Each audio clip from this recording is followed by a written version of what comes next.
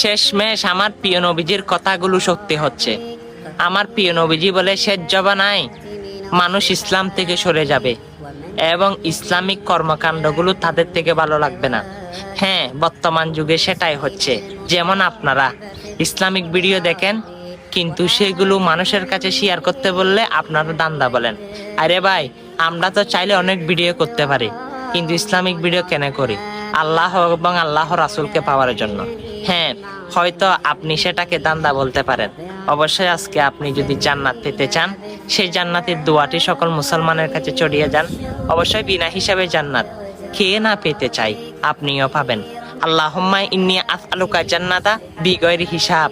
হ্যাঁ, অবশ্যই অনেক ভিডিও শেয়ার করেন।